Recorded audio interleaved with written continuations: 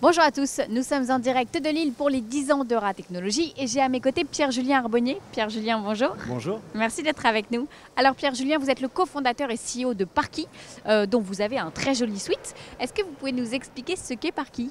Oui, bien sûr. Donc Parky, c'est un hyperviseur de stationnement connecté, c'est-à-dire qu'on va pouvoir avoir la donnée du stationnement en temps réel pour pouvoir optimiser la gestion du parc de stationnement pour les villes, les centres commerciaux, les aéroports, les grandes entreprises qui sont des gros gestionnaires de parc. Et puis pour vous, c'est trouver une place facilement. On va vous guider directement vers la place libre la plus proche de votre destination. Vous l'avez fondé il y a combien de temps, Parky ? En septembre 2016, avec donc 3 autres associés, on a fondé Parky, donc ça va faire 3 ans, et 2 ans de R&D, une levée de fonds d'1 million il y a 1 an, et puis maintenant on est 8. Et donc vous êtes bien installé, ça marche comme vous voulez ? On est bien installé, on a lancé la commercialisation au moment de la levée de fonds, on a signé déjà des gros clients, il y a Auchan, il y a Airbus, il y a des villes de la banlieue parisienne, et donc ça avance très bien. Dans toute la France ?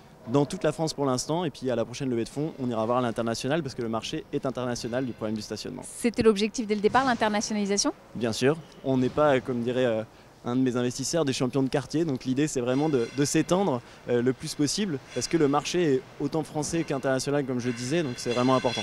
Où ça ? D'abord en Europe et puis après outre-Atlantique ou quel objectif vous avez ? Ça dépendra bien sûr des opportunités, mais c'est beaucoup plus simple déjà en Europe, hein, il faut faire avec ses moyens aussi, et donc on ira dans un premier temps en Europe, ça c'est sûr, et puis après outre-Atlantique forcément.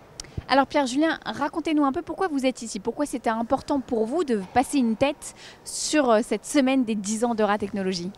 Eh ben, c'est hyper important parce que Eura Technologies promeut l'entrepreneuriat dans la région et de façon même très très large, donc c'est important parce que finalement Parky en fait partie, qu'on a toujours été invité à Eura Technologies à promouvoir l'entrepreneuriat, on a pitché cette semaine et donc c'était important de représenter cet entrepreneuriat cette semaine. Si vous aviez peut-être un conseil, Pierre-Julien, qu'on vous a donné au lancement de Parky et que vous auriez à votre tour envie de transmettre à des jeunes entrepreneurs qui se lancent ? Alors on m'a donné un conseil qui date d'un moment où j'étais salarié.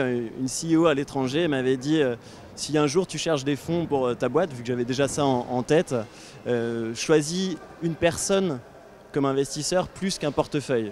Et avec le recul maintenant, je trouve ça vraiment important parce qu'on passe énormément de temps avec eux, on peut passer des journées, des soirées avec eux pour discuter du business. Donc c'est vraiment important d'être en phase humainement avec ses investisseurs et pas seulement avec son portefeuille.